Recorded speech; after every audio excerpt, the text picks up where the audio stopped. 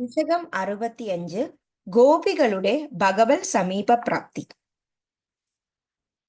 ഗോപീജനായ കഥിതം നിയമാവസാനേ മരോത്സവം ത്വമദ സാധയിതും പ്രവൃത്തഃ സാന്ദ്രേണ ചാന്ദ്രമഹസാ ശിശിരീകൃതാശേ പ്രാപൂരയോ മുരലികാം യമുനാവനാന്തേ സമ്മൂർച്ഛനാഭിരുദിതസ്വരമണ്ഡലാഭിः സമ്മൂർച്ഛയന്തമഖിലം ഭുവനാന്തരാളം त्वद्वेणुनादमुपकर्ण्य विभो तरुण्यः तत्तादृशं कमपि चित्तविमोहमापुः तागेककृत्य निरतास्तनयप्रसक्ताः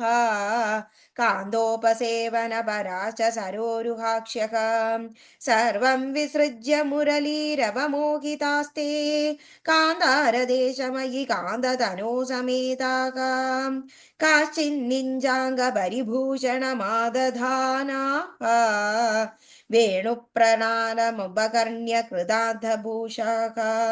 त्वामागताननु तथैव विभूषिताभ्यः ता एव संरुचिरे तव लोचनाय हारं निदम्बुवि काचन धारयन्ती काञ्चीं च खण्डभुवि देव समागतां त्वां हारित्वमात्मजघनस्य मुकुन्द तुभ्यं व्यक्तं भभाष इव मुग्धमुखी विशेषात् काचित् कुजे पुनरः सज्जितः कञ्जुलीका व्यामोहदः परवधूभिरलक्ष्यमाणां त्वामाययौ निरुपमप्रमणयादिभार राजाभिषेकविधये कलधीशीधरेव काश्चिद्गृहात् किल निरेतुमपारयन्त्यः त्वामेव देव हृदये सुदृढं विभाव्य देहं विधूय परचित् सुखरूपमेकं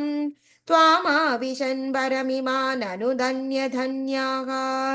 जारात्मना न परमात्मदया स्मरन्त्यो नार्यो गदा परमहंसगतिं क्षणेन तं त्वां प्रकाश परमात्मतनुं कथञ्चित् चित्ते वहन्नमृतम् अश्रममश्नुवीय अभ्यागदाभिरभिदो व्रजसुन्दरीभिः मुग्धस्मिताद्रवदनं करुणावलोकी निसीमकान्तिजलधिस्त्वमवेक्ष्यमाणो विश्वैकहृद्यकर मे पवनेशरोगान्.